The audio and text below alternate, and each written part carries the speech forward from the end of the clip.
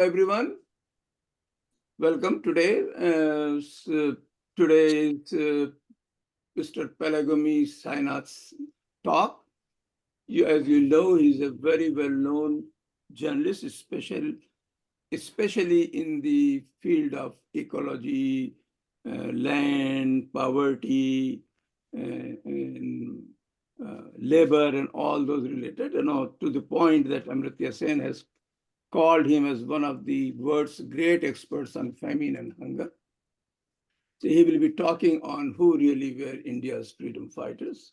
He will be formally introduced by, actually, this is a wrong poster. He will be formally introduced by Professor Robert W. Jensen, whose picture is on the right. I'm very sorry. This is not the modified poster that we show. Dr. Justin is, hello? Yeah. Today is a really confusing day for us to start with. Our poster also was wrongly put. Anyway, Professor Justin Jensen will be giving the introductory remarks, and concluding remarks will be given by Professor Podal. And let's start. Oh, no, let's go ahead. Let's start. Sorry, this is the wrong poster. Professor Robert Jensen will be giving the introductory remarks. He is the emeritus professor in the School of Journalism, University of Texas at Austin, author and film producer and broadcaster. The concluding remarks will be given by Professor Justin Potter, who is a professor, faculty of environmental studies at York University, Toronto, Canada. His interest is international conflicts, landscaping ecology, fiction, podcast, and major site. Major site is the Anti-Empire Project. So let's start with the Professor Robert W. Jensen with the introductory remarks for the talk and for the author, Mr. Sainath. Welcome you all. Yes, Professor Jensen. Well, good morning, everyone. I'm speaking to you from the mountains of northern New Mexico, where I retired after successfully escaping from the state of Texas. But it was at the University of Texas, where I taught for a long time, that I first met Sainath in 1998. My intention here is to briefly hit the highlights of his career, because many of you will be familiar with his work, and then tell one story from our time in Texas that I think illustrates Sainath's importance in the world. Sainath and I are about the same age. In 1980, he started his journalism career at a press association, moved on to the Blitz tabloid, and probably where most people first learned of his work was when he was on a fellowship with the Times of India and did the reporting from the countryside that became the book Everybody Loves a Good Drought, which was published in 1996, and I'm sure you're all familiar with. Sainath went on from there to work as both a reporter for newspapers, but also as a freelancer, and to do a variety of really important projects. Many of you probably know his work on the farmer suicide crisis, how his work brought that to the attention of not only India, but the world, and resulted in real change. And of course, the new book, one of the many works that Sainath has sort of lying around on his desk that he finally got into print, on the unsung heroes of the freedom struggle. Along the way, what you might not know is there were a couple of very good documentary films made about his work, which I used in class. One came out in 2001. It was called The Tribe of His Own, which was not only about the reporting from the countryside, but how he's been mentoring and nurturing rural journalists all over India, both with financial support as well as his instruction. The second documentary came out in 2009, or 2007 perhaps, Sainath can correct me, called Nero's Guess, which is about his reporting on the the rural crisis and the farmer suicides. Again, a film I used in class, and students found very moving. Sainath has also won a number of awards. I'm not going to mention them because it'll just go to his head, and I don't want him to adopt an arrogant pose. But his work has been recognized not only in India but around the world. The story I want to tell that I really think sums up Sainath is from 2000, going back 24 years now. After first meeting him at UT during a conference, he was back in the US a couple of years later, and I invited him to speak at UT. And in addition to a public lecture, I asked him to come in and speak to my introductory journalism class, which met at 8 a.m. And of course, students are not usually at their sharpest at 8 a.m. And this was a largely, American student body. I had concerns that Sainath's work would somehow be too distant for them. They wouldn't know how to understand it. And I was quite frankly a little nervous about inviting Sainath to speak to a large class early in the morning.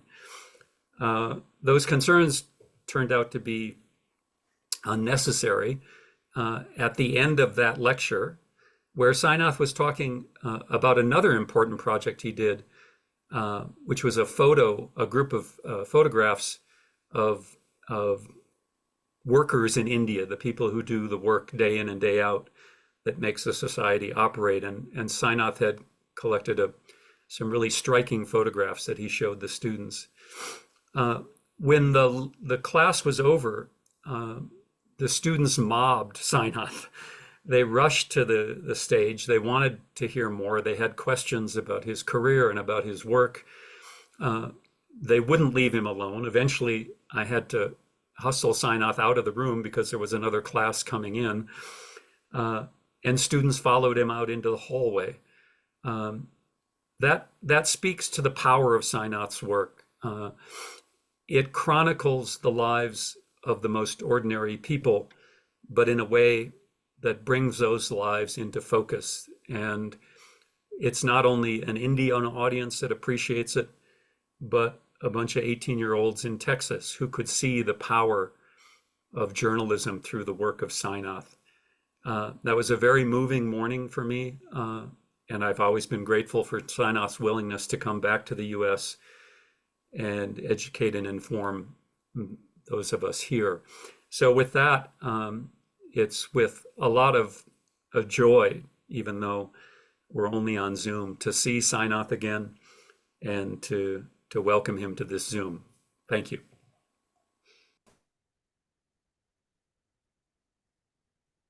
Thank you. I'd like to tell you what made this freedom fighters thing more contextual, more important. In 2022, India celebrated or observed, I don't think we really celebrated, 75 years of Indian independence from British rule. It's one of those things where you have a 3-year observance of celebrations. So technically speaking, we're still in that period. The government of India put out a website which I invite you to look at, Azadi Ka Amrut Mahotsav. This is a truly extraordinary website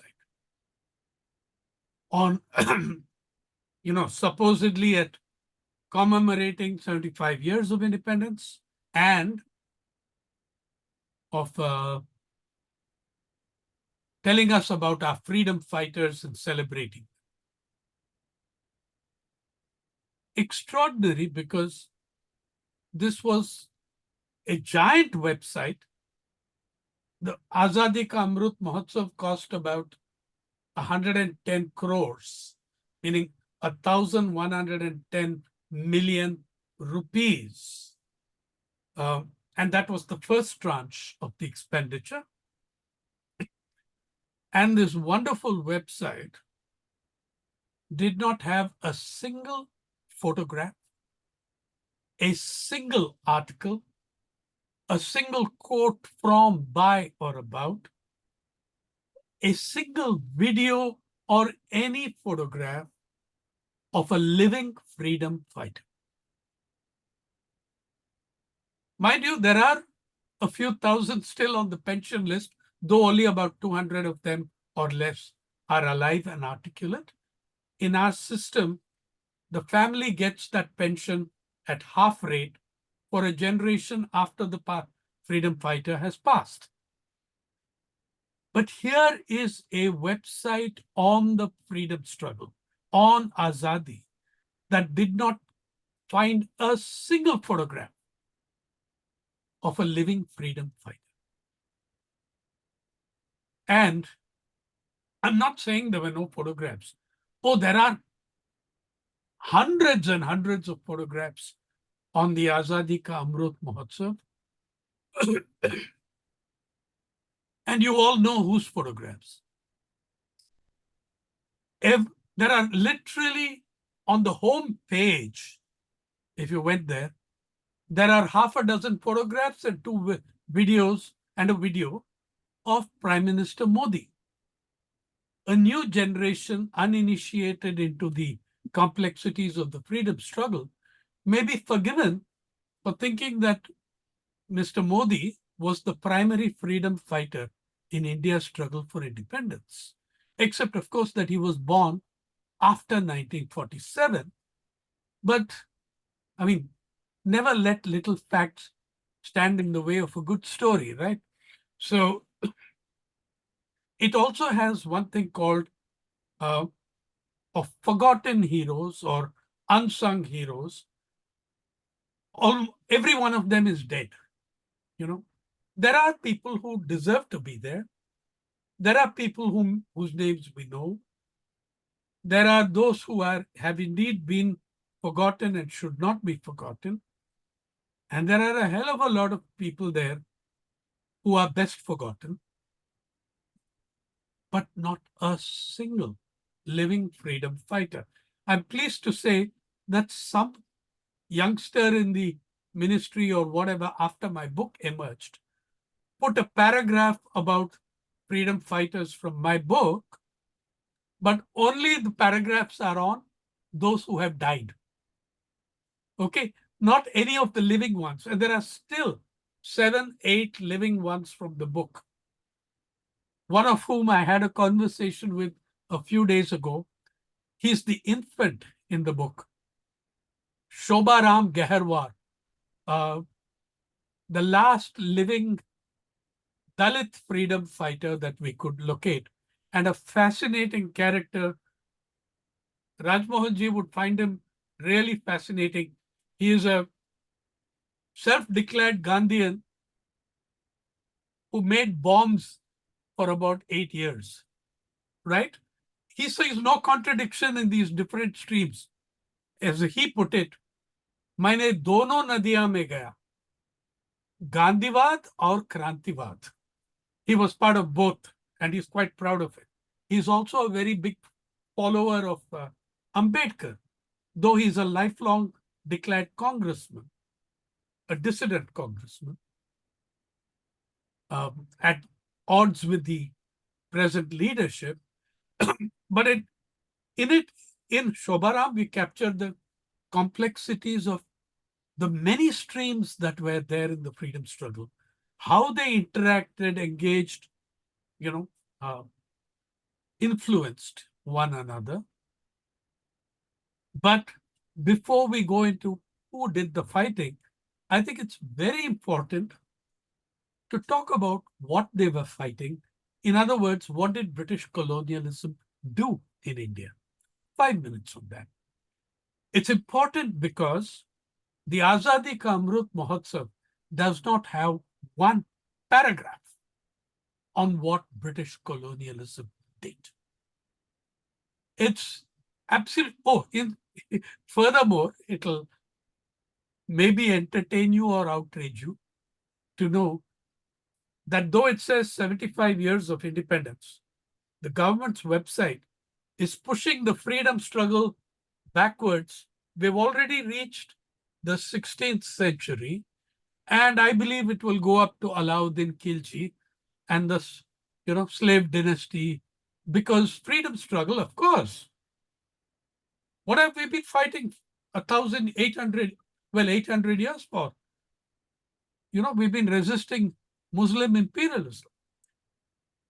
This is a website that is to talk on 75 years of Indian independence, of India's securing independence from British imperialism. They've already reached Assamese generals who fought the Mughals. Lalit Gorpuchan, I can't pronounce the name properly. And they're moving backwards. So what did British colonialism do is a good way of understanding who came to fight it, because there was only one political stream that I found that did not participate at all in the freedom struggle. And when they did, you don't want to know what they did. Yeah, it's a shame. So what did the British do? I asked this. I've been in 45 Indian universities since the book came out. I'm very pleased to tell you that in the first 10 months, the book has run to 5 editions and is about to have a 6th. It's written for young people, and I ask in every classroom, the last one being in St. Stephen's, what did the British do to you? I mean, what do you have against the British anyway? And there are, in various classrooms, I'm not talking about Stephen's now, there's a lot of hesitation. And then someone says, that, sir, they did a lot of damage to India. They also did some good, They brought us railways. It's a fantastic argument, which I've only heard in India, which argues that you need to be colonized, enslaved, and suffer hundreds of millions of deaths in order to get a good railway system. Now, there are about 130 other nations or 100 other nations that have got railway systems without being colonized. But this is the stuff, because the wonderful work by historians in the late 60s and 70s is being erased. The work of the Romila Thapars, Bipin Chandras, the S. Bhattacharyas, the K.N. Panikars, the Harbans Mukhias has been completely sidelined, the textbooks removed from the NCERT. And here you are getting, merits and demerits of British rule, etc., etc. So they're very horrified.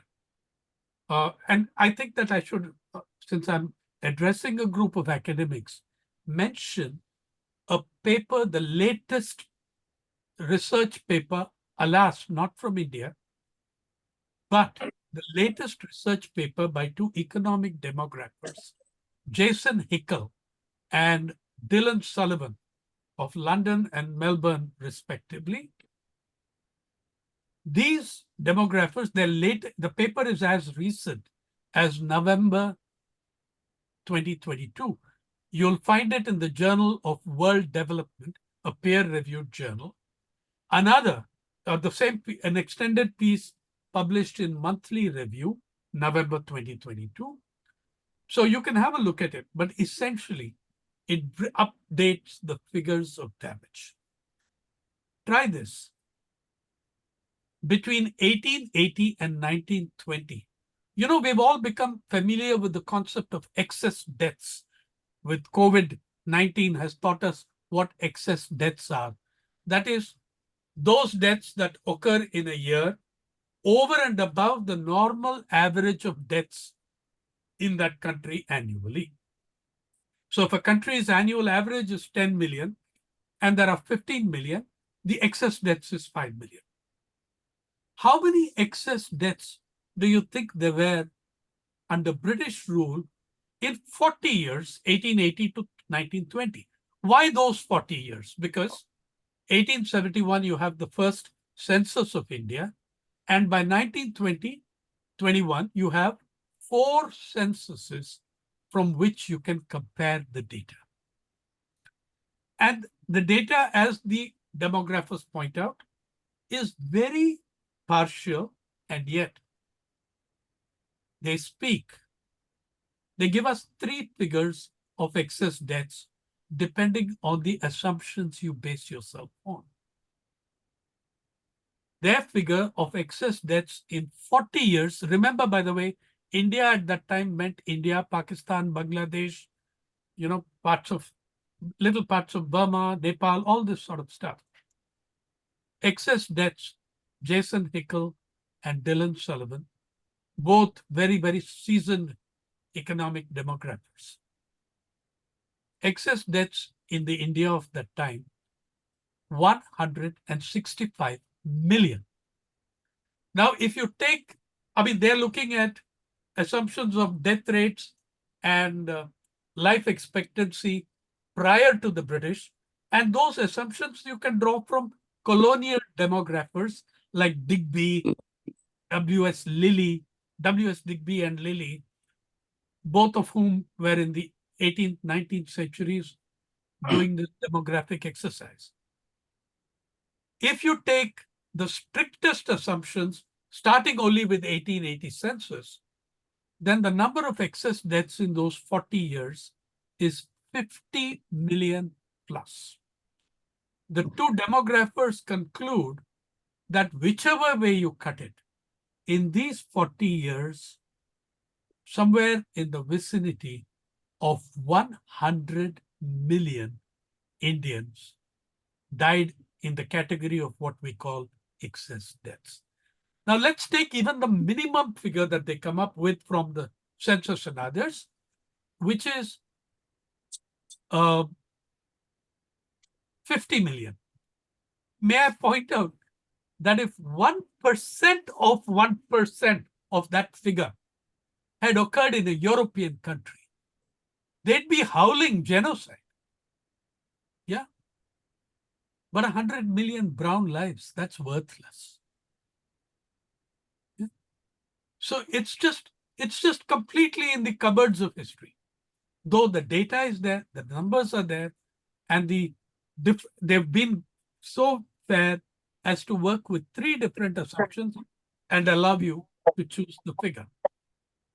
So that's one thing of what British rule did.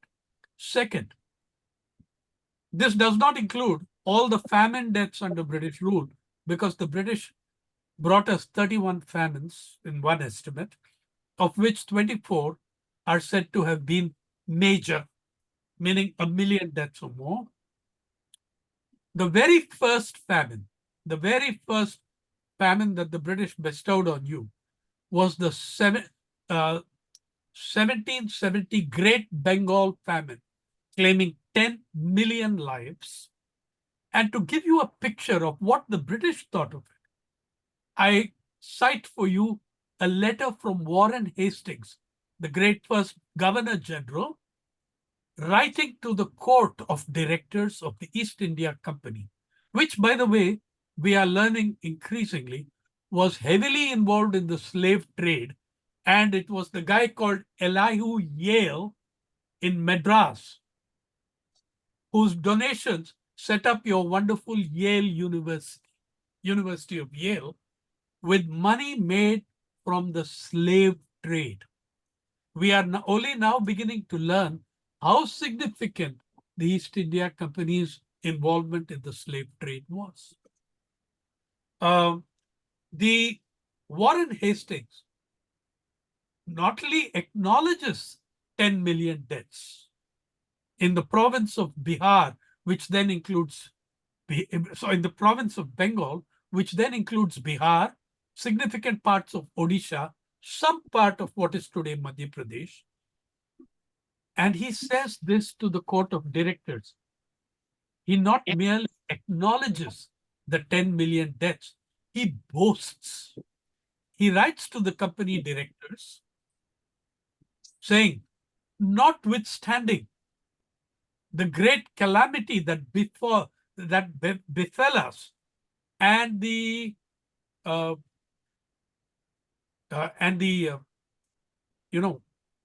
the decimation of fully a third of the population. Fully a third of the population have died, and it may therefore be expected that revenues and rents declined in pace with the fall in cultivation. Not so.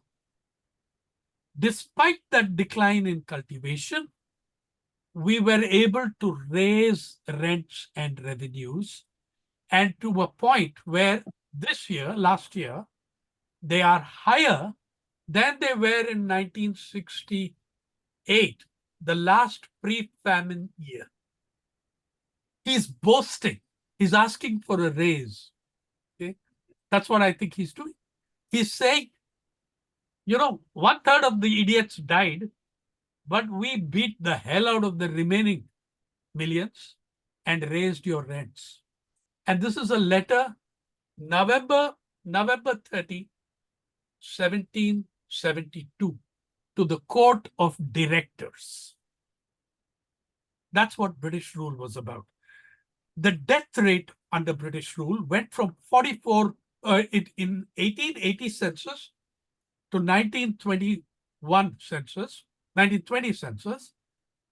It rises from 37.2 million, 37.2 per thousand people to 44.2 per thousand people, which is a devastating rise. However, that 37.2 was itself the figure after 130 years of British colonial. So they take assumptions. Hickel and Sullivan don't agree with that. They look at what British demographers said, the contemporary British demographers of that period, who said that India's life expectancy and death rates were better than those of Scotland, Ireland, and Wales, and similar to those of England. And if you do that, that's how you end up with 168 million. If you take the assumptions of what the life, whichever way you cut it, by 1921, the British had brought Indian life expectancy to 21 years and 9 months. Professor Utsa Patnaik has calculated an update of the loot, the drain done by Dadabhai Nauroji, with many more. Of course, she has much more data available than he did. But without considering ecological costs, environmental costs, the cost of forests destroyed, she comes to a figure of British loot in 138 years of $44.6 trillion. And she warns us, Professor Patnaik warns us, this is a serious underestimate in how do we calculate the value of the forests destroyed, of the flora and fauna destroyed, of the species driven extinct, of the crops of the Indian food grain driven, totally destroyed, and cereals. So this is something about what the British did. And Robert Allen, the economic historian, says that the British brought poverty level, extreme poverty, to 53% of the population. And you will find that that real wages collapsed to an all-time historic low and only begin to rise in the 1950s when India has gained independence. Now, some myths about the freedom struggle. One, it did not start in 1857. Long before the first bullet was fired in 1857. 3 years within the Battle of Plassey, the Adivasis and Dalits of Jungle Mahal, the region that now is mainly in Bengal, partly in Bihar, were fighting the East India Company, which immediately after winning in Plassey, tried to impose new land revenue rules on them and dispossessed. This great rebellion lasted 40 years And unfortunately, upper caste historians called it and continue to call it the Chuar Rebellion, which is a Bengali phrase, a mixture of chor and niche. It immediately tells you the composition of the rebels, who they were, mainly Adivasis and some Dalits, and including the Kurmis, who lost their tribal status after 100 years of resisting the British. In 1790s, there were 80s and 90s, there were gigantic rebellions in the south, one which actually brought the East India Company to the brink. Those rebellions were led by the Maruda brothers and Veerapandya Kattabomman. You should read what the British have written about him. You can read something about that even in the Pudukkottai Gazetteer, which, by the way, was authored or edited by my good friend Gopal Gandhi. And this character and the Maruda brothers actually brought the East India Company closer to collapse than anyone.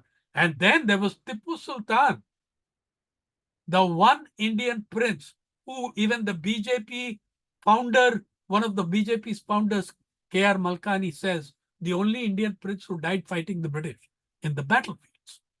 So all these occurred long before 1857. So one of the things that I tried doing in the books was to see that history doesn't begin with 1857. And people were fighting from day one. Adivasis, whole communities and tribes were wiped out. Indigenous people too, or Bob and others who may not catch on to that term. So the second thing is it all happened up in UP and Bihar. Please read the textbooks. Please read the books. You know where the freedom struggle took place. Of course, there is a Dandi March in Gujarat, but otherwise it all happened up north. Whereas, as I've just told you, east and south were in ferment and uprising. There was not a single silent day under British rule, and there was unbelievable scale of violence. This freedom struggle gained fame from the non-violence movement of Gandhi, but India suffered an incredible degree of violence in its struggle for freedom. The third I will dismiss in a line. India did not get her independence from returning Oxbridge elites. It came from ordinary people sacrificing their lives, their everything, to fight and remove the British. 4, the great man theory. And this is very particular. A Messiah comes along, liberates the masses, leads us to the promised land. I'm very pleased to say and very proud to say that the great men in the Indian freedom struggle all rejected the great man theory. My introduction begins with a quote from the Mahatma, where he says he has written a reply to Premabai Kantak from Yerwada jail in 1931, where she is praising him and he is replying him as an individual, and typical Gandhi one-liner. And the introduction begins with that. Great men appear to be the cause of revolutions in the world. In truth, the people themselves are the cause. Bhagat Singh says in his exchange with Pandit Shiv Verma, who are we revolutionaries? What is our place in the edifice of freedom? In that grand edifice, we revolutionaries are the gems, the decorations on the edifice. We did not build the foundation. That came from the struggle of the masses. Yeah. You have Gandhi in 1914 on his way back from South Africa stopping in London at a reception where everybody is praising him, telling him that your felicitations are to the wrong address. It was the people who won that struggle were the indentured laborers. I was their vakil. I was their face, their lawyer. So you have the great men themselves, and there are other great men who also make this point that it wasn't 5 or 6 charismatic individuals. Incidentally, I'm speaking to a diasporic audience. The United States, for me, there is one place of pilgrimage in the United States. It's in San Francisco, and the damn council just keeps it locked most of the time. If you should all see that it is kept open, the Gaddar Memorial Hall. Do you know that this wonderful, wonderful Gaddar Memorial, I mean, how many of our freedom fighters, including 10 in the book, had an internationalist outlook? If you go to the Gaddar Memorial Hall, the most moving line at the end of that manifesto, we stand for a casteless, classless United States of India. They're trying to learn from where they are. They're facing acute racism in the United States, but they're trying to learn from some of the good things around them. And they have a journal. I can show you a photograph of their journal, a solidarity piece on the first issue with the people of Ireland in their rebellion. All Indian revolutionaries, including those in my family, had a soft corner for Ireland. And me too. The Irish turned that saying, the sun never sets on the British Empire, on its head. The Irish said, the sun never sets on the British Empire because even God can't trust those bastards in the dark. That was the Irish revolutionary take on the sun's never setting on the British Empire. So the next part is, I've tried to show that it was a pan-India movement. Incidentally, when Gandhi returns, in my reading, which you may or may not agree with, it's in Champaran that he understands the power of the mass. And I believe that it is that from that period that Mohandas moves towards being a Mahatma.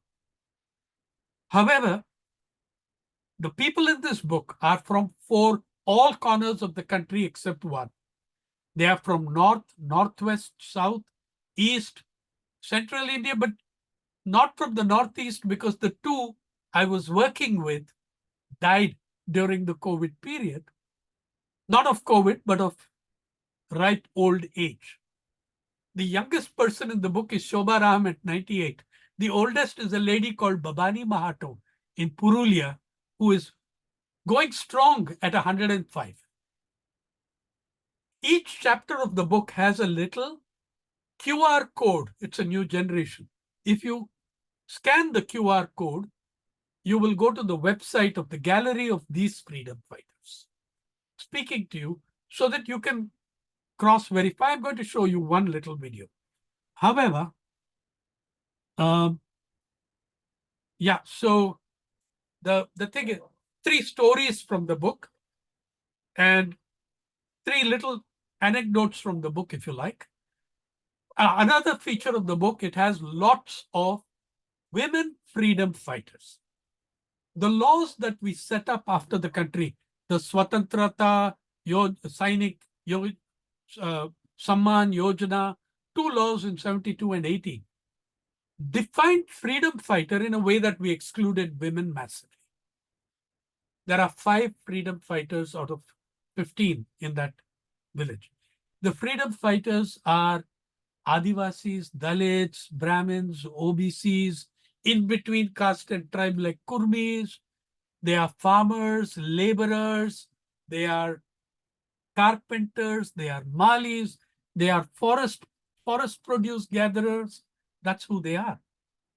And they're from all corners of that country.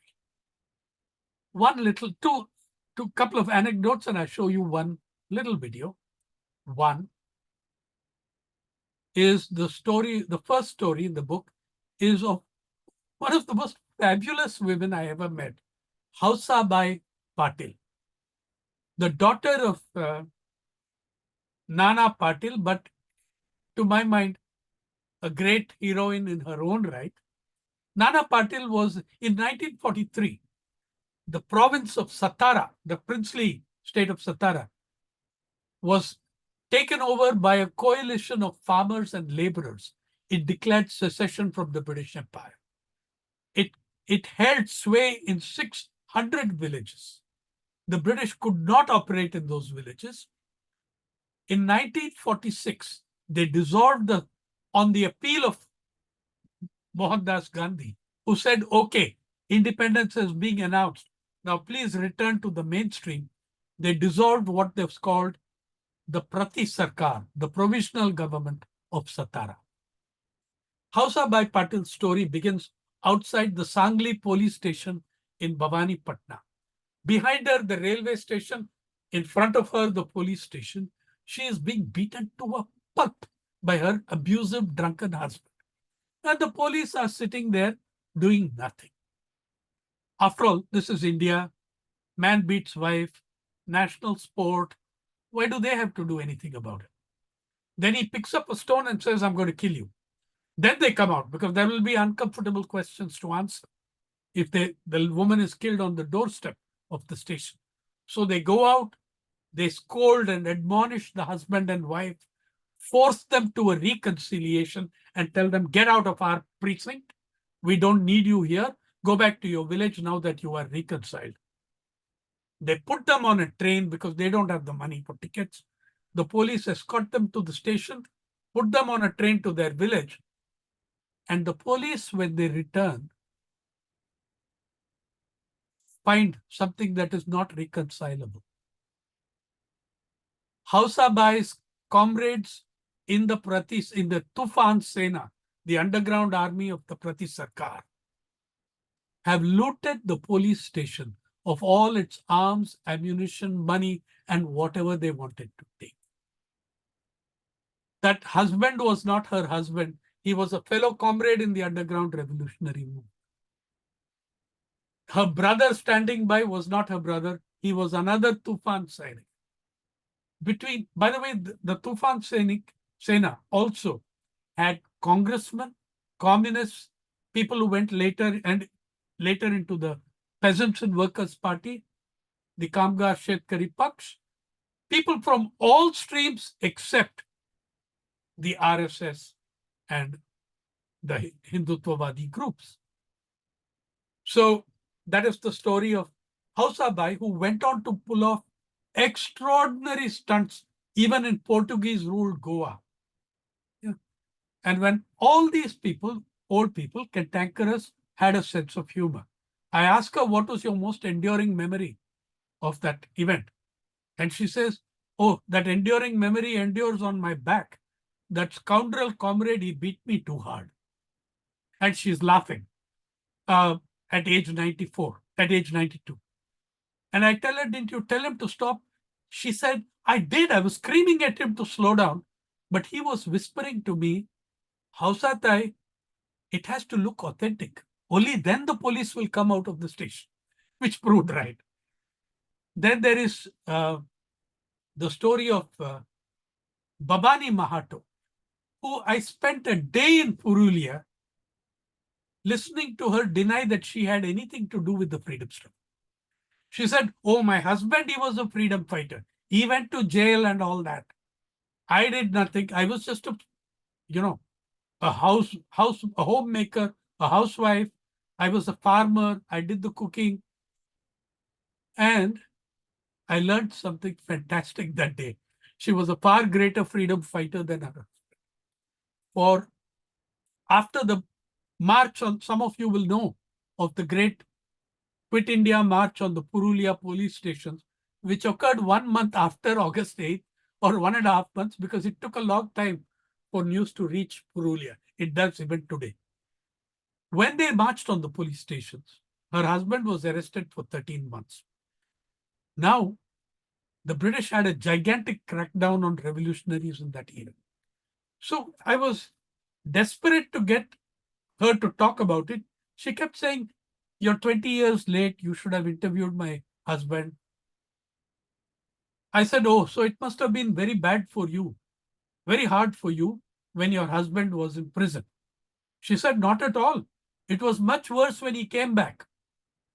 And I wondered, what the hell did she mean? I said, "What do you mean?" She said, "Whenever my husband was around, I was having to feed another 25 people apart from my 25-member joint family through the Rajmohanji, at the height of the Bengal famine. Babani Mahato was cooking for feeding 25 underground revolutionaries hiding in the forests of Purulia. I think that is a great deal greater an achievement than the 13 months her husband Baidyanath spent for the Satyagraha in Bhagalpur jail. Third is one of the very internationalist characters. Third is someone I'm going to show you in the video, and we are done. The Mallu Swaraj. The last uprising was the Telangana uprising, 1943 to 46. Mallu Swarajam, at age 11, was a rebel who fought against her father, a middling-sized, terrible landlord in Telangana. At age 13, she joined the underground and was killing Razakars with a slingshot. By the way, the same weapon of choice for 50 years in Gaza and the West Bank for people who had no other weapons, right? So Mallu Swarajam, at the age of 16, was appointed by the Telangana underground leadership as the leader of all the armed squads, the Dalams, in Warangal Bairam area, the centerpiece of the Telangana uprising. Not female squads, male and female. You had to be somebody special at age 16, male or female, to become the leader of all the Dalams. In 2014, I interviewed Mallu Swarajam at age 84. Last interview is age 92. I did these interviews over 20 years.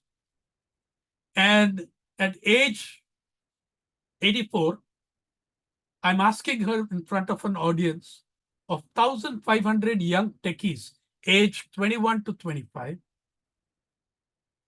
But was it really effective? I've seen Irulas kill birds and hedgehogs with slingshots. I've seen the Bondas kill a wild boar. But is it effective in close-up combat with human beings? She got very angry.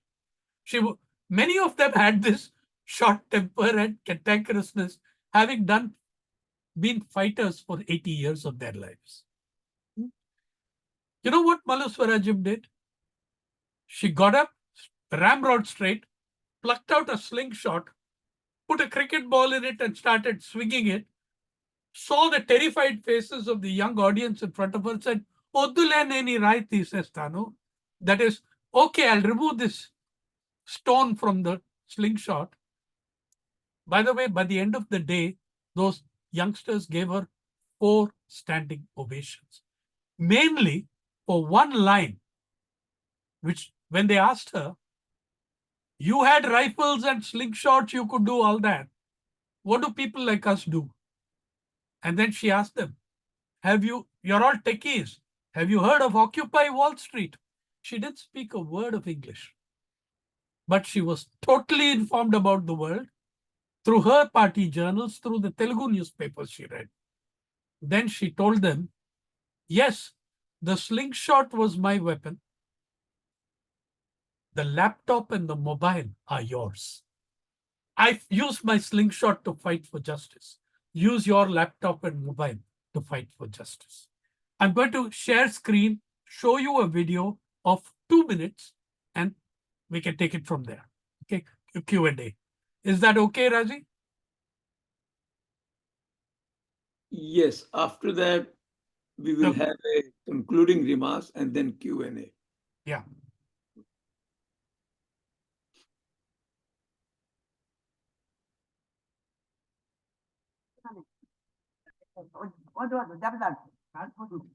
దీనిని పట్టుకొని ఇలా తిప్పి తిప్పి తిప్పి కాటే పోలీసులు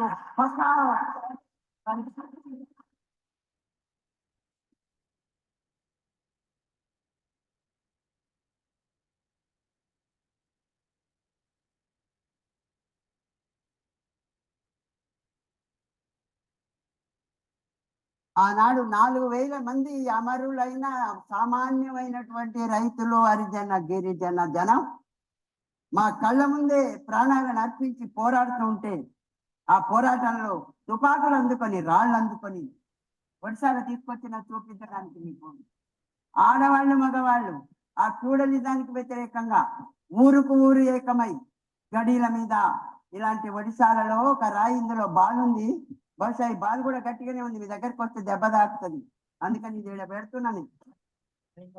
వద్దు వద్దు దెబ్బ తాకుతుంది. దీనిని పట్టుకొని ఇలా తిప్పి తిప్పి తిప్పి కాటే పోలీసులు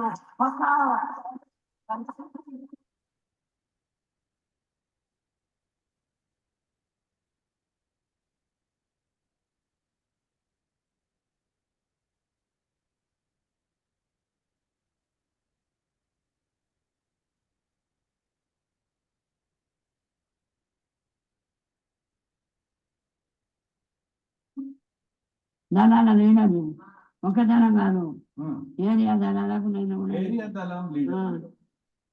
క్యాంపు సోనిలు ట్రైనింగ్ అంటే మార్కెట్ సిద్ధాంతం చెప్పడానికి, మార్కెట్ సిద్ధాంతం చెప్పడానికి రాజకంతో లేదు, పోలీసులు మార్కెట్ సిద్ధాంతం చెప్పడానికి రాజకంతో లేదు, పోలీసులు మీద పడితే ఎట్లా ఎదిరించారో చెప్పారు. ఆ తర్వాత మేము చాలా టెక్నిక్ చేసినాం. అది ఇంతంత కాదు, కండలో కారం కొట్టడం, దుమ్ము కొట్టడం, మన కొట్టడం, పొడవని తీసుకుపోయి పొడవటం, ఆఖరికి నరకమన్నాం మీద పడి అత్యాచారం చేస్తుంటే. That photograph, can you hear me? Yes, you can. Yes. That photograph you saw of a young woman with a rifle, that's a photograph taken at age 16 of Malu Swarajam, probably by the police, by the secret police. Because the Communist Party's archive, where I went and asked, where is this picture from? They said it was taken by the police at that time, and later we got hold of it. You know, they didn't have the capacity to take those kind of excellent photographs. And so this is who the people in the book are. And you have people, as I said, they were internationalists, many of them, Malu Swarajam on Wall Street, and Sankaraya, who has made talks and speeches about Palestine and the liberation struggle there in his time. Remember that he followed it from 1948. He had very strong views on the Balfour Declaration. And, you know, he died a few months ago. You know, the line I will leave you with about how the present situation is. In October 22, we lowered the flag for Queen Elizabeth. To mourn Queen Elizabeth, we flew the flag at half-mast. Can you imagine how your freedom fighters felt about it? The symbol of British colonial power that had presided over everything that they had fought against. You were mourning it for them, for her, but you never carried a mourning for the great freedom fighters that you did not commemorate and you do not find in your website. In Sankaraya's case, he was the one the second educated person in the 15. Many of my 15 were illiterate. Salihan, the Adivasi, never saw the outside of a school, let alone inside. Mallu Swarajam did not go to school. However, Shankaraya was a top student of the American College, Madurai, Madras Presidency. 15 days before the last exam, the top student, the top ranker, was jailed and came out only on August 14, 1947. When I wrote the book, and I wrote about him before the book in People's Archive of Rural India, the Tamil Nadu government, I'm pleased to tell you, Stalin's government immediately conferred on him through the Madurai Kamarajar University an honorary doctorate from the Madurai Kamaraj University. Unfortunately, Rajmohanji, the governor of Tamil Nadu blocked it. And he blocked it the day Stalin was to give it to him at his home. He blocked it, he would not agree to it, and Shankaraya died a month later without receiving a degree that he deserved in every sense, I think. Thank you. Thank you very much. It's Justin's platform now. Yes, so let's hear him, and after that we will move to question and answer session. Wonderful. Yes, Professor. Thank you. Thank you, Sainath, and thank you to everybody, who organized this. And I was really honored to be invited to conclude this event today, this discussion before we go to Q&A. I just want to explain to you who I am, not to take this platform captive, but my parents are from Kerala. My father's from Kottayam, my mother's from Kollam. They moved here to Canada in the 1970s. I have gone back to Kerala many times when I was a baby, when I was 11, when I was 18. And I have, working as a journalist and as a professor, I've written about India, I've written about Pakistan. I've traveled to Pakistan with Professor Jensen, actually. We taught in Pakistan, and in 2013, I actually taught a semester as a visiting professor in the Department of Politics at Jamia Millia Islamia in 2013. So a lot has happened at Jamia Millia Islamia since 2013, as you all know. And so India is, it's where I'm from. It's an obsession of mine. I work on political conflicts and I think of India and Pakistan. I follow what's happening with the coup against Imran Khan in Pakistan. And I think of it all together. I think of it as a problem for the region, a surmountable problem. This region's development, the peace and development in this region is something that's, I believe, something that can be accomplished. I believe that South Asia is an incredible place of unbelievable potential. I'm proud to be from there. I'm honored to be from there. And I think of Kerala and India as a part of that picture. And for me, Sainath has been one of the people that I've always followed, and that brings an understanding of aspects of India and of South Asia and of our region and of our world that I otherwise just would not have known. Professor Jensen talked about him as a model for journalism, but for me, it's like, as someone who's trying to understand how the world works, political economy, agriculture, environmental issues, war and peace, the basis for that is people who, like Sainath, go to the rural areas, go to the countryside, go to places where nobody hears from, and just over decades and years builds trust, gets these stories, publishes them, gets the facts. This is the basis of any kind of analysis that of anything in the world that anybody would try to do. This is the foundation. There's nothing anybody can do to understand the world without the factual basis laid down by the work of people like Sainath. And Sainath does the work. He works with lots of other people, but he does the work of 20 or 100 other people. There are hundreds of journalists whose collective output is less than Sainath's in quantity, and probably thousands whose collective output is less than Sainath's in quality.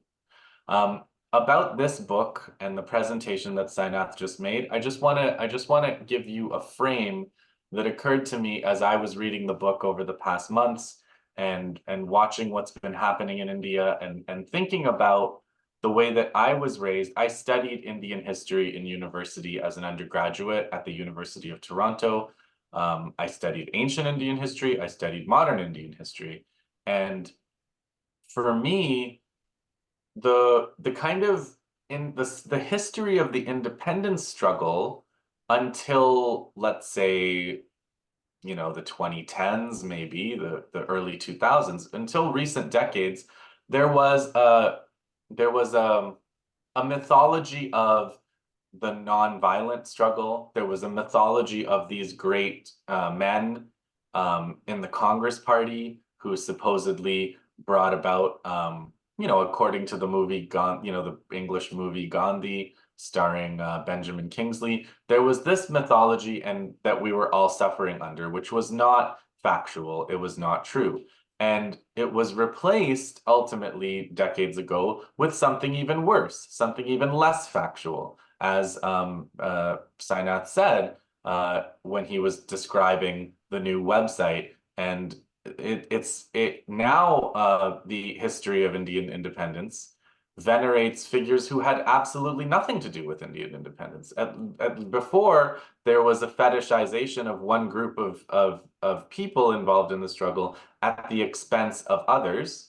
Today, there's a mythology that is completely disconnected from the reality and the facts. And I think that Sainath's book and the story of the last heroes is once again a basis, a factual basis for building an understanding of how the country actually came to be, how the country actually came to achieve independence because of the struggles of these fighters. And it is only on that factual basis that India can get out of the current traps that it is in. And I'm not going to get into that. That's not what today is about. But understanding the past on a factual basis and understanding the elements of this story that are so important and that have never been properly told until now is the key to rebuilding the present and the politics, presently disastrous politics that India and frankly Pakistan and the rest of the region are in right now. I will leave it at that and only say again, thank you to everyone involved, and thank you to Sainath for bringing us these stories of these last heroes for us to learn from. Thank you so much, all the speakers, and we will be just going to the question and answer session. Before that, just the coming Saturday's event, Resilient Ceremonies by Why Caste Persists in India by Professor Arjun Appadurai, who is an emeritus professor at NYU, New York University.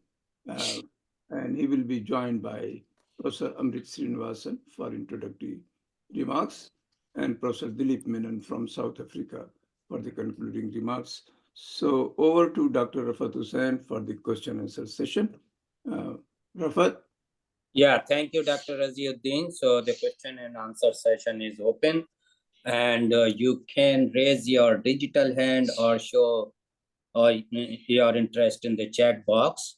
So before we begin, I would like to thank Professor Sainath, Professor Jensen, and Professor Potter for a beautiful and interesting discussion. So let's see if there is any hand raised. Yes. Please go ahead, Dr. Nazir Ahmed.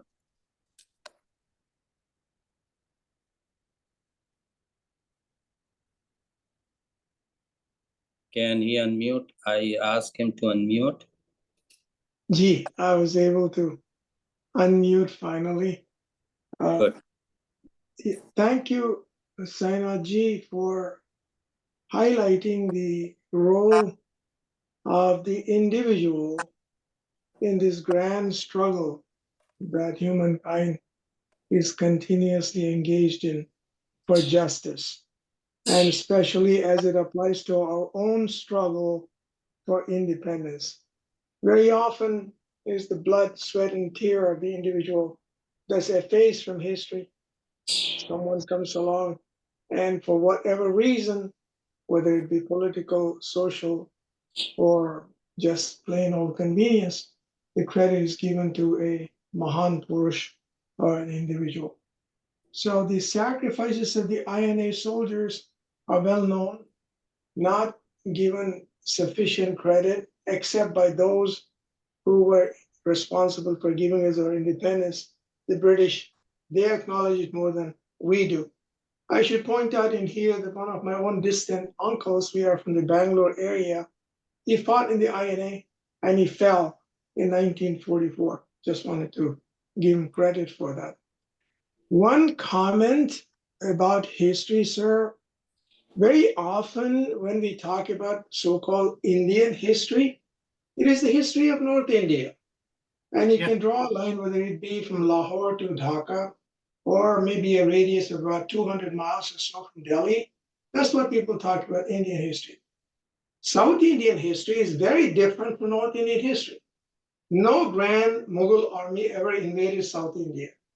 Our struggle for 100 years between 1690 and 1790 was with the Marathas coming in from the Pune area, ravaging our area in Tamil Nadu and Karnataka. So when we think of history, I think we have to be a little bit careful and more sensitive to the history of South India as opposed to what we commonly consider the history of India, which is the history of the Indo-Gangetic Plains. Thank you, sir. I agree with you about the neglect of South India, and that's why when I organized this book, there were other freedom fighters, okay? But you will find R. Nallakanne, N. Sankaraya, Mallu Swarajyam, H.S. Doreswamy are all from South India. It was a very conscious choice to leave out some. I had many. I wanted a balance, and that's why you will find there are very few people from the north of India in this book. I'm trying to recreate a balance in that. But I agree, and that's why I began by speaking about Kattabomman, the Maruda brothers, and the struggles in South India. Incidentally, I mean, if I may respond, I see a comment here about Tipu Sultan being an exaggerated figure. May I tell you, may I suggest that you read a book written by the founding vice president of the BJP, K.R. Malkani. Yeah, he is an extraordinary journalist in the sense he was India's first Nieman Fellow, by the way. And Malkani was the only man who served 35 years as editor of Organizer and Panchagya. He was editor of the two English and Hindi organs of the Rashtriya Swayamsevak Sangh. He also worked in the Hindustan Times, by the way, for a bit. He has written a book which you can buy it off the net. It's called India First. In 1991, Sanjay Khan had a serial, The Sword of Tipu Sultan, over which the usual suspects raised a lot of noise about who is he, what is it. The BJP set up a new party at that time, set up a young party, less than 10 years old, set up a one-man commission of K.R. Malkani. because he was their official historian, he was their editor, their journalist, their intellectual par excellence in their country. He consulted lots of people. Many of us gave him stuff to read. He did everything on his own. And he wrote an essay in which he tells you how important Tipu Sultan is. And he said it is in that essay that one of the founders of the BJP and one of its early vice presidents says Tipu was the only Indian prince who died fighting on the battlefield without compromising with the British at any time. So I think that it's worth your reading that kind of source if you feel that he was an exaggerated figure. The other comment was that I find that the Odisha was under the Marathas at the time. You're right, but you're forgetting the timeline. The Marathas withdrew from Odisha, and you will find that the British are already having imperial gazetteers in the 19th century. And the Salihan uprising, which I have covered in the book, that is in 1930, part of the forest satyagraha. Because the landlocked areas of the country could not have salt satyagraha. They had a forest satyagraha. It was very much under British rule, and the uprising was very much against British rule. So similar famines occurred during the Turkic rule. Absolutely wrong. I don't know where you got your information from. A lot of work has been done by demographers on this, and you will find that the 31 famines of British rule in 200 years, in the preceding few hundred, there were 4 giant famines. So that's not correct. I mean, I don't know. I think I have, answered 3 of your points, and I think maybe we should ask anyone else who wishes to speak. And Himalaya, thank you for pointing out. Thank you for pointing out that Lachit Borphukan, that was the name I forgot. Lachit Borphukan was the person who fought the Mughal army led by a Hindu Raja. Yeah. So that is never mentioned. And I thank you for doing that. Yeah. Thank you. So, Mr. Himalaya, do you want to ask question? You raised the hand, or it's fine? Yeah, can I ask? Yeah, please go ahead. Sorry. Thank you, Mr. Sainath. It's wonderful, as always, to listen to you. My only concern regarding this history of the people is, and we all know that the people's history is always ignored. Even it was ignored whether it was Congress rule or BJP rule or any party's rule. But and now with the technology available, one can say that it is easier to gather that information. But still, how to gather and make publishable this enormous data required to write such a history from across the Indian subcontinent? And how should we, and what can be done to make it part of the curriculum and public discourse? Thank you, sir. Himalaya, it's precisely your concerns that led me to write this book. Look, for me, the tragedy of the book is that the last living freedom fighters, the last of them, will be dead in 5 years. That is, if anyone else lives up to the age of Babani Mahato. As I said, the infant in the book is 98. Now, here's the problem. There were others who are alive who were not articulate, who were too ill, bedridden. I did not want to get second-hand words. I interviewed those who were articulate, alive, speaking, and over many years. So here's the tragedy. I began by talking about what was happening at the universities, how little kids knew about the freedom struggle. And remember this, in 5 years' time, there will not be a single person of the golden generation left alive. Present and future generations of Indian children will never get to see, hear, listen to, touch, engage with a bona fide freedom fighter, because they'll all be gone. They're almost gone. There are 7 living in the book. They haven't long to go. They haven't got much long to go. So the book was done only talking to them, mainly around talking to them, apart from the research, because I wanted that to be available. That's why the videos, that's why the photographs, you can verify, you can go and meet them if you like. 1 or 2 of them, after we did their early stories, got called, like Lakshmi Panda in Odisha. They got called to raise the flag at the local college and school in Odisha. And they were so proud for it. She was from the INA, from the Indian National Army. But you're right, it's an extremely difficult task. It was not difficult to locate them, mind you. So if I could locate them, the government of India could certainly have located them instead of putting up a website for the commemoration of Mr. Modi. Yeah. So, but it's, as I'm trying to show you, it's precisely your concerns that people's histories are, there is a lovely African saying in Swahili. If lions were historians, the tales of the jungle would not always favor the hunter.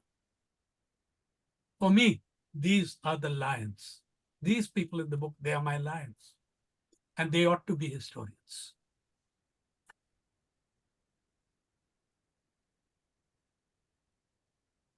Yes. Rafat? Oh, my bad. Okay. So Dr. Nazir Ahmed wants us to make a quick comment, and then we will come back to Abhijit Ingelsap. Okay? And then Yes. thank you. I really appreciate the fact that you brought to our attention. Another memorial is closed. Those who would like to work on the issue, I would be happy to lend my hand. I have some contacts. I can get a few things done. Raji Saab has my telephone number and email address. Let's make it happen. Thank you. If Okay. you are, if we could do one more, Professor Amir, which is PARI, the People's Archive of Rural India, of which I am the founder editor. We are going to digitize the entire, the Freedom Struggle Fighters Hall in Jalandhar, where many of the Gaddar fighters are also commemorated. Maybe we can see if we can do something together, because it's a very large exercise. It's a Desh Bhagat Yadgar Hall in where you have all the Gaddari Babas, their photos, their stories. And again, let me tell you this as a diasporic group, what moved me immensely moving in that hall was where all they came from for the uprising. From Suriname, from Borneo, from San Francisco, from Africa, from Philippines. Oh boy, that was a very special kind of NRI, as Gandhi was himself an NRI. So, Sairaji, the audience is a blended one. It's not only diasporic, a lot from India, sitting from India, just attending this. So, anyway. yeah. Okay, Abhijit Ingelsap, please go ahead. Good evening, respected sir. Thanks for this valuable session. You did provide a lot of interesting insight in the British rule and the colonialism, which had caused the deaths of like millions, and which we don't study about. But then you had also stated some points regarding Tipu Sultan and the Turkic rule.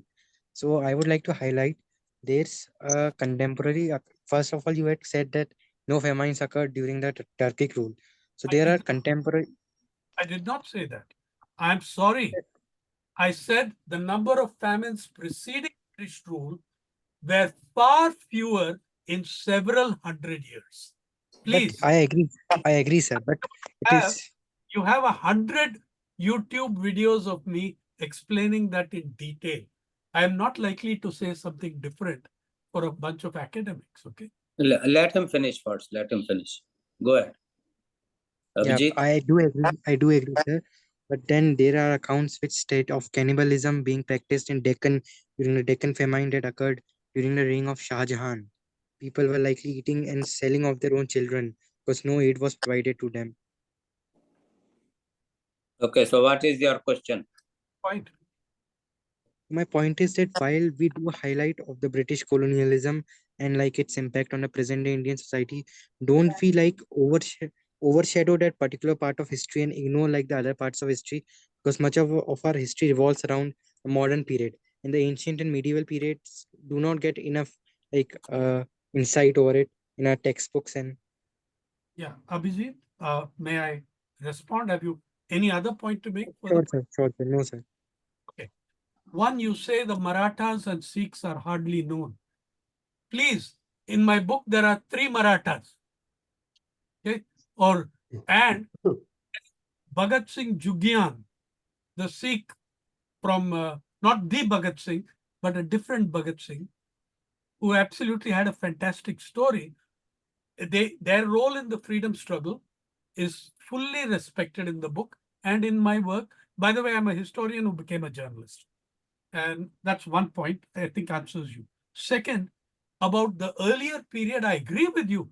Very little work is done seriously, but please know that what work is done contradicts very strongly some of these points about Mughal rule that you appear to subscribe to. For instance, do you know one of the things that economists and others who have done work backwards, was Mughal rule such a bad thing in India? Please, at the time the British arrived, India accounted in different estimates for between 18 to 24% of global. Hold on. Hello, let me Mute it. 18 to 24% of global GDP. India and China together accounted for 40 odd percent of global GDP. There are various works done on this. So it could not have been all that bad if a country that today, I don't know, does it match up to 3% of global GDP or 4 or 5? But if a country that accounted for, under the Mughals, accounted for 18% at the minimum, lower estimate of global GDP, then I don't know what the point that makes about Mughal rule is to you. The second thing, the third thing about cannibalism, every great famine in the world has stories of cannibalism around it. Yeah. And you can look at the famines in Africa, you can look at the famines in Ethiopia. Historically, all famines have had such stories. However, I have not seen any established factual.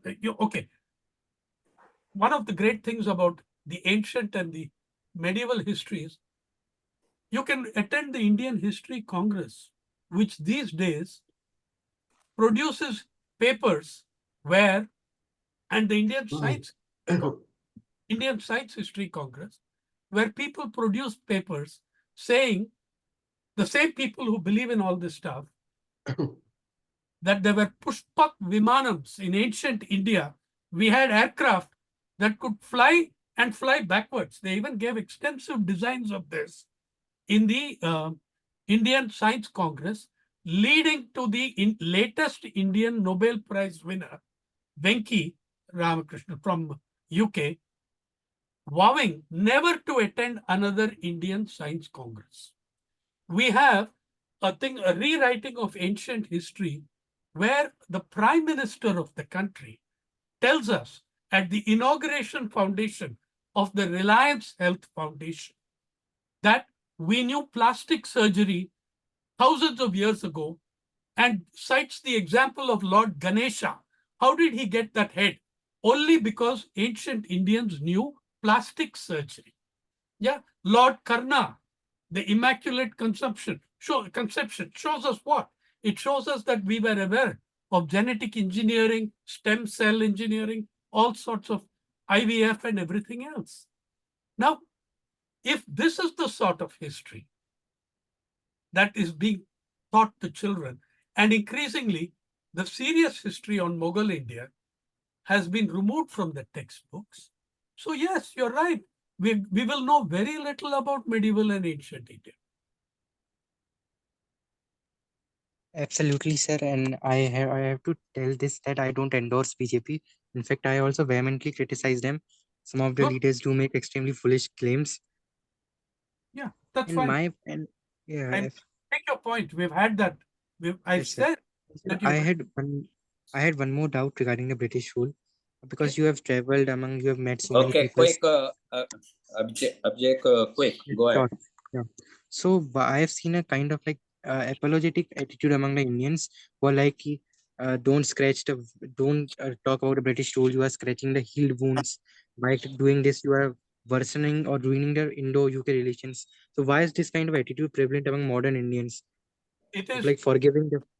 well, you're absolutely right on this one, Abhijit. We are erasing what British rule did. That's why I wrote the damn book. Okay, you're absolutely right. We are creating this kind of attitude. They also got us trains and stuff. But I do not believe it is the attitude of most Indians who know what happened. I do not believe that. I believe the overwhelming, it's that when we completely erase the history, yeah, when we start building false freedom fighters and fake histories, then kids will react the way they do about British rule. I have to tell you that, to put a postscript to my visits to those universities, as I explained and showed slides what happened under British rule, many of those youngsters were in tears saying, we didn't know this. How come we did? You know what advice I give them? And I give to every Indian youngster. Go back to your family. Some of you are so young. You will have even great-grandparents alive. Ask them. You will find every family has a story. Every Indian family has a story of the freedom struggle. Like Razi's uncle in Bangalore. Every family will come with you, give you a story if you want to know it. And I've received some 200 emails since then from kids saying, we spoke to our nani, we spoke to our granddad. They told us about my great uncle who spent 11 years in jail. Yeah. So I'm totally with you on that. Great advice. Thank you. Okay, Sayyid Amir Saab. Thank you. I'm unable to start the video because I think it is being blocked. But anyway, I will want to say briefly comment about the Mughals. Sir Thomas Roe, who came as the ambassador in the reign of Jahangir and has left extensive documentation. And according to him, India at that time was, if not the only or one of the most prosperous and richest country in the world. Moving on to what your talk is about, I'm fascinated by it. I think you have an interesting thesis. But the problem is that in world history, as Thomas Carlyle said, is the world history is the biography of great men. If you even collect all the information which you are saying in the huge catalog, ultimately it will be confined to the Library of Medicine, the British Library in England. What will ultimately be the purpose of that? I mean, people have PhD theses exploring and digging into that. But beyond that, I do not know what purpose it will serve. I also want to say that already in India, there is an active effort to remove the leaders of the freedom movement. I mean, their importance, underemphasizes them. Mahatma Gandhi is not so much, but so much vitriol against Pandit Jawaharlal Nehru, one of the most outstanding leader of the world, not only India. So that effort is already on in India, and how successful it will be, I'm not sure. Because in the end, this is the Napoleon we remember, or George Washington we remember. We don't remember all the soldiers, although there is a monument for unknown soldier, but that's about all. So India cannot be any different than all Indian history cannot be different from the rest of the world. I think, Professor, there's part of what you've said which I agree with, and part of it, in fact, I think you've answered your own question in many ways. However, I would beg to differ on the conclusion that India can't be different. Firstly, rediscovery of people's histories is happening in many countries. In fact, for me, one of the most inspiring books I ever read was A People's History of the United States by Howard Zinn. Do you know that that book has sold over 1 million copies in the United States? It's being used as a textbook in the schools of the Bible Belt, okay? Because it's well written, it has authenticity, and I think it's the first historian I found who could write so engagingly, so clearly on history. The second thing is that I don't care if why am I writing about these people? What will it do? Will precisely because, as you say, we are obsessed with the Napoleons and Alexanders and other mass killers. Because we are obsessed with them, is precisely the need for me and you and everyone to show that that is not the story. That is not the story. There were stories, there are thousands of stories of which we can be justly proud rather than people on conquerors and conquests and mass killers. And incidentally, I want maybe Abhijit also to know this. I in no way paint the Mughals as a golden era or that they were all nice, law-abiding people. Not at all. But I think they were a political kingdom, not a religious or a theocratic state. That is the only difference. And Professor, I think that the reason I founded an archive called a journal, and please, I'm very pleased to know last year that 13 US universities are using this archive. It's called the People's Archive of Rural India. All that stuff that you spoke about, the libraries, most academics have a certain touching faith in archives and libraries. Archives are sites of state censorship. Does every individual have access to them? Libraries have been historically targets of vandalism, whether Nalanda or Alexandria. Hence the idea of a people's archive of people's histories that can't be suppressed and taken away by the state. That is the point. Thank you. Jabbar Saab. Yeah. Something? Yeah, I think I'm just going to immerse with the remarkable content of historical lessons here. I have nothing to offer except to make some few points about Dr. Nazir Ahmed talked about history of India has become a North Indian history. I think I agree with it. We had some discussions about that. We should bring to this forum South-centric discussion, a history discussion some point. I'm very glad you brought up Kattabomman, Veerabadi Kattabomman, and MKU, Madurai Kamaraj University. I did my master's and PhD there. So clearly, I think I'm a biologist. I'm learning so much from what the forum offers for the last more than 3 years.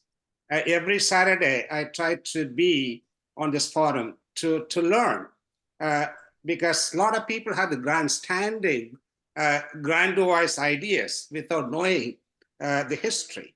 That is, for me, this forum is to learn. So I think you have done a remarkable history lesson for me. Thank you for that. Thank you, sir. Thank you so much. I don't see any more questions, at least, or raise hands. So back to Dr. Raziuddin. if he wants to invite. Okay, Aisha, please. Go ahead. Aisha, unmute yourself.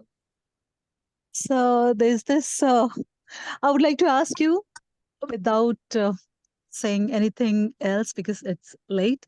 I thoroughly enjoy the lecture. Apart from that, I would like to ask you this one problem. The Mughals have been vilified quite a lot at the same time.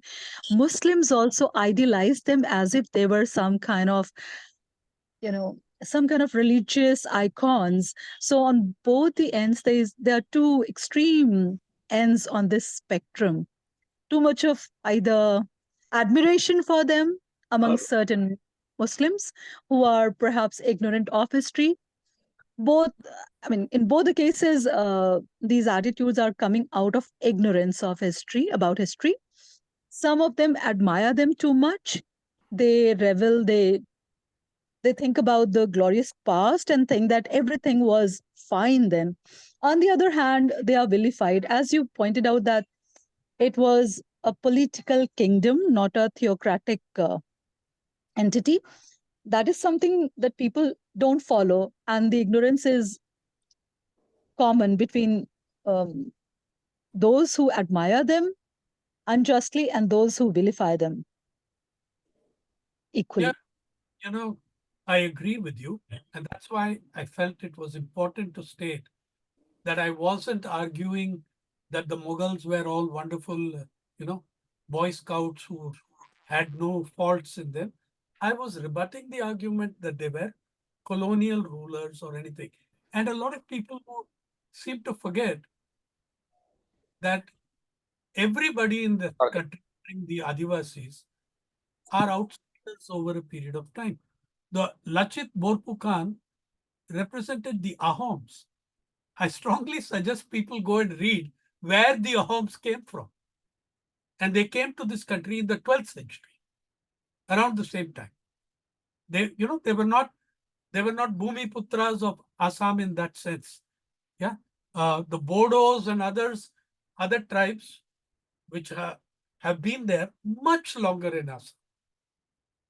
Go up and read it for yourself, anyone who's interested, where the Ahoms came from, not from what you today call India. So I agree with you that there is romanticization on the one hand and vilification on the other. But there's two problems. Those historians who have avoided the romanticization and answered the vilification, their works are being erased. Their textbooks are being removed. And now we are at the mercy of a narrative that is where a large political force bases itself on the vilification of Muslims, contemporary Muslims, with the proxy of, Pakistan is a proxy, Mughals are a proxy, whatever. There is a terrible, terrible demonization of minorities. Yeah. And we are all seeing where that leads, what results it has. We've seen it in Manipur. We've seen it elsewhere. It's a very frightening thing. Rapat, can I just make a comment, please, if possible? Yeah, please go ahead. Thank you, Professor. Comment about the Mughals. Obviously, there are two points of views. Some glorify the Mughal Empire and others vilify them. But there are different points of views, and in history is full of the contradictions, and it's not because somebody is ignorant, so they are not having absolute truth with them. So I don't think it's fair to make a comment that somebody who is not following some absolute truth is ignorant. The other point I would like to make about the Mughals is that, and I frequently say that, we didn't have any knowledge about genetics. Mughals, especially the later Mughals, they were far more Rajputs than they were Mughals. Starting from Akbar, there was intermarriages, and going up to Bahadur Shah Zafar, which is the last Mughal king, they were far more genetically Rajputs, Hindus, than they were Muslims. In name, yes, they were Mughals, they had a connection, but modern genetics tell us that they were not Mughals. You can see the difference. If you look at the picture of Babur when he came, it was Central Asian features and all that, Mongols. You look at the Bahadur Shah Zafar, completely Indian Hindu features. You cannot distinguish him from anybody else. So just this comment I wanted to make. Thank you. That's fine. I mean, I would, you know, well, I think you made your point, and it's unexceptionable. I think the single distinguishing feature between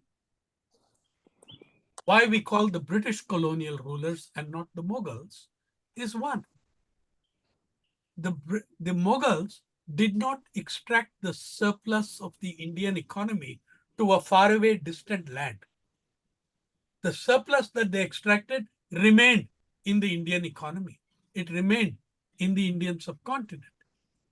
Everything, the wealth of the British Empire was based on extracting the surplus of the Indian economy, of the Indian people, and transferring it to England. $44.6 trillion is the very partial estimate. Trillion, not B, trillion, is the very, we are boasting about being a $3 trillion, $4 trillion economy, GDP, when these guys looted 10 times that much in 138 years. So I think this is the single distinguishing feature which should set at rest who was foreign, who was not, who was colonial, who was not. Back to Razi bhai. Okay, on that note, let me just, I will raise a question, but also there is something that Amir Bhai just said. The features and all those, it is a genetic thing. Religion has nothing to do with features or the similarities. My forefathers were Hindus, 13 or 14 maybe generations back. I'm a totally, indigenous person. So it is nothing to do with whether Mughal, when they came from outside, looked 90% Mughal, and then after 4 centuries, they looked Hindus. Hindu is a religion, nothing to do with the features or the blood. It is the Muslim and Hindu have the same blood. So that is a clarification. We should not mix two things, the religion and the genetic background. It should be very different thing, distinct thing. So the question is nothing to do with Mughals. The Muslims, had Muslims been brutal or really subjugating or real colonizer, then you see this, the population, the flourishing population overwhelmingly remain Hindus, right? Everywhere, whether south, north, east, west. And maybe here and there some Muslim zamidar or the landlord.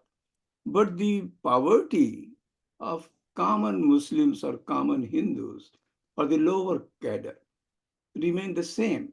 So the brutality part is really not there. Even if you want to make a fictitious history, there is really nothing that you can say.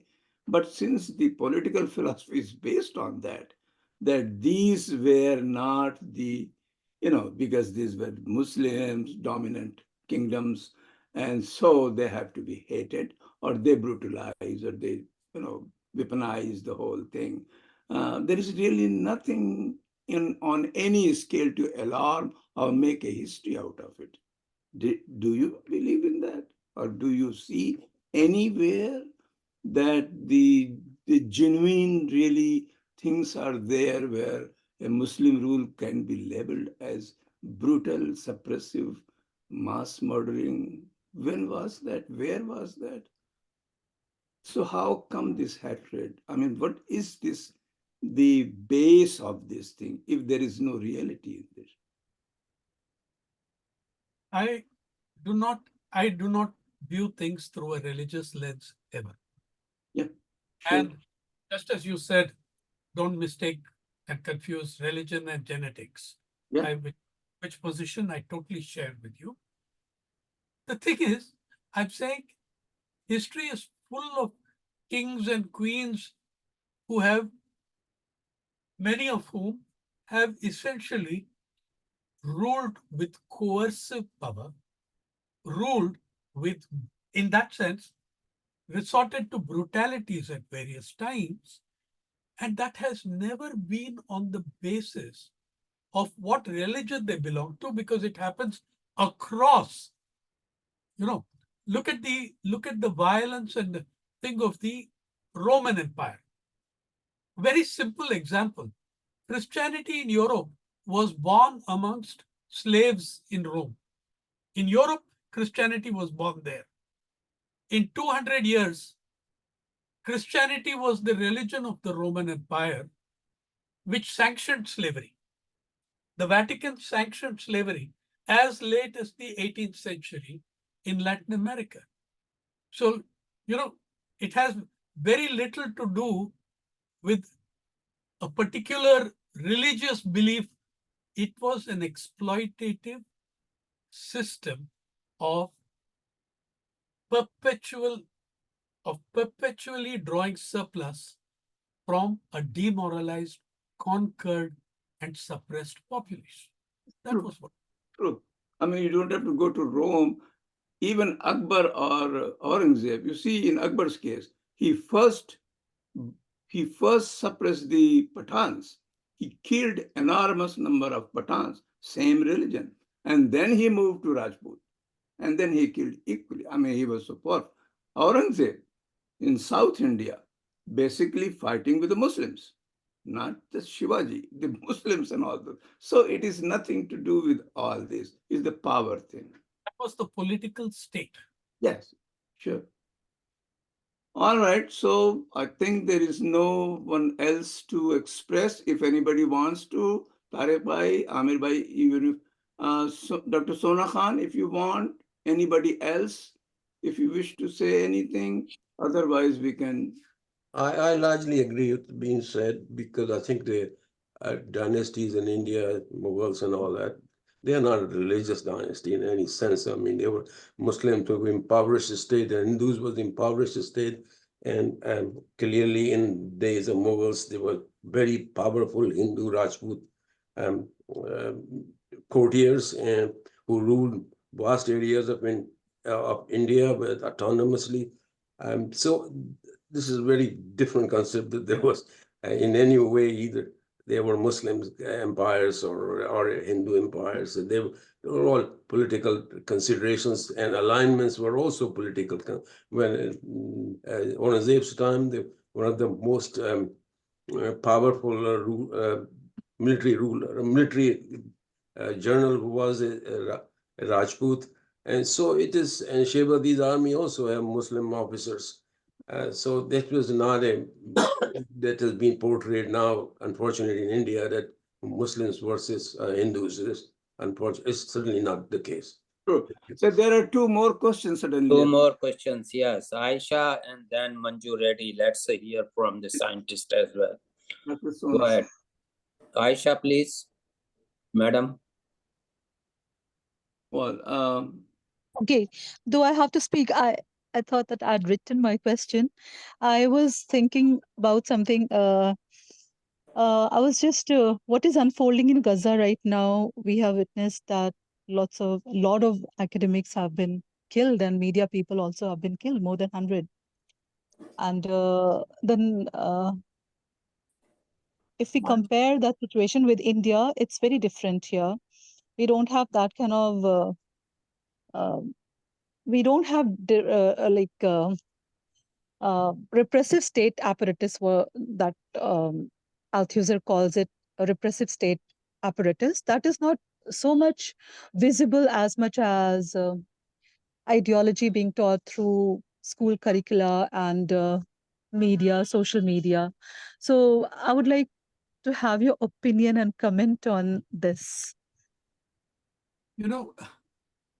Please know that India is in the bottom ranks of the World Press Freedom Index, and that I sat on a government committee which was trying to rebut it. And when I wrote my note of dissent, pointing out what is the fate of journalists in Kashmir? What is happening across the country? Do you know what happened? High-powered government commission for the first time in independent India's history. The commission vanished. This was during the COVID period when we had fallen to 142. In 2020, we had fallen to 142 in the World Press Freedom Index, which comes from the Reporters Sans Frontières, they reported, which is Reporters Without Borders.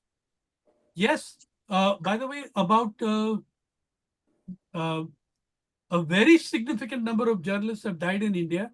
Nothing can compare with Gaza, which is nothing can compare, and I'm not going to compare, but I'm saying 19 journalists have died.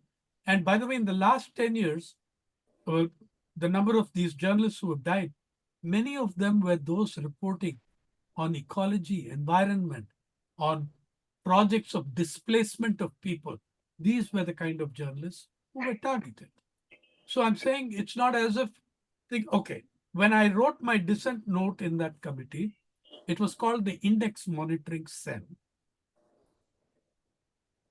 It was all on online Zoom meetings like ours. We had several meetings. There were many subgroups. Because I'm going to ask questions. So when I wrote a note of dissent, which I tactfully called an independent note, we had no answer to it. So guess what happened? The commission disappeared. Then 3 times I wrote back saying, have you got my note? Guess what? The email ID vanished. The email ID disappeared. My friends have been thoroughly unsympathetic. They say you ought to be grateful that they disappeared the report and not the reporter. Yeah. So it's not as if, look, in this year, in October last year, and I wish some of you would take this matter. On October 3, 2023, 46 journalists who had either freelanced with or working with a single news portal called NewsClick. 46 journalists were raided by 500 policemen. I do not believe this has happened in any electoral democracy. You know, I don't consider Israel a democracy. So right. Where it is leading then? And so here, there it is apartheid. But I'm saying here you have 46 journalists raided at dawn by 500 policemen. What was the purpose? This is not United States where the journalist is about to grab an AK-47 from under his bed and fight the police. The aim of putting 500 policemen there was shock and awe. It was to intimidate, frighten, and give a message to everybody else. Journalists have been held under the Unlawful Activities Prevention Act, UAPA, like my friend of 50 years, Prabir Purkayastha, who has been in jail on absurd charges. You know, that he incited and funded the riots in Northeast Delhi 2 years ago. And NewsClick, a website that is not part of the mainstream media, that has a very limited thing, but they did. So this is the kind of charge sheet. Now, we all know that in the final analysis, these charges will be dismissed in the courts, but by which time the accused will have spent 6 years, 7 years in jail. That's what happened to the Bhima Koregaon Elgar Parishad 16. Shoma Sen is released without a stain on her character, 6 years of imprisonment. And, you know, I mean, please don't think that India has no repressive apparatus. It exists, and it's very heavily used. I just want to compare it to the extremes we are seeing in Gaza, where there is a totally, bizarre, beyond imagination situation. Okay, another question from Dr. Sona Khan. She is a senior attorney at the Supreme Court of India. Dr. Sona Khan. Thank you. this was an excellent a piece of knowledge that you have given us about the unsung people. However, I would like to say that when Punjab was state of Pepsu and Punjab, unified Punjab, the poor women there were using the Ravi water to color the cloth red to make it available to the freedom fighters who call themselves the Lal Kurti Brigade. And Khan Abdul Ghaffar Khan, of course, patronized that. Somehow, these kinds of stories of these poor women participating in their own way, like cooking for the freedom fighters or taking messages to the jail in the different boxes, are not really very well written. And I hope someday somebody will think of it and write. But Lal Kurti Brigade and Lal Salam was a kind of a situation which the British didn't know how to deal with it, because it's not a crime to wear a red cloth. It was never. They tried to do that, but the British Parliament refused to sanction the law. However, the other part of my question would be that there were feudal women of feudal households. Men, of course, were with the British for the sake of their privy purse or whatever benefits they were getting. But the women of the feudal households participated in a great deal in the freedom movement, and they are not mentioned anywhere. In Western UP, after the incident of Mangal Pandey, huge number of women from small and big feudal households contributed liberally with their ornaments, with money, whatever they have, in order to fund the freedom movement. And I suppose most of them are unsung. Out of them, one woman who was a regent of a place called Sardana, a small principality, she was tied to the gun in the hot blazing month of June for 38 days, and never died without a drop of water, because she participated in 1857 mutiny. Nobody mentions her. So I'm really interested. I hope somebody, I mean, I'm too old now, I cannot take it up, but some younger people will think of, and if you inspire them, probably they will take it up. Thank you. Yeah, well, we are encouraging everybody to start their own People's Archive. Two have already come up in North America. One is called the People's Archive of Rural Ontario. The other is called the People's Archive of Rural Nova Scotia. You can look them up. They acknowledge our encouragement and say that they started because of Pari, as an example.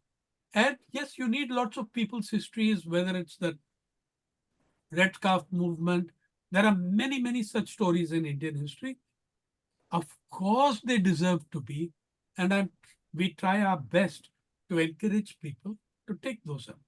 On the second question, there were rebellions within the feudals also, but the distinction, if there were women in the feudal order who rebelled, yes, there were also equally large and maybe larger numbers of women who were with the feudal rule, who were part of the feudal ruling elite.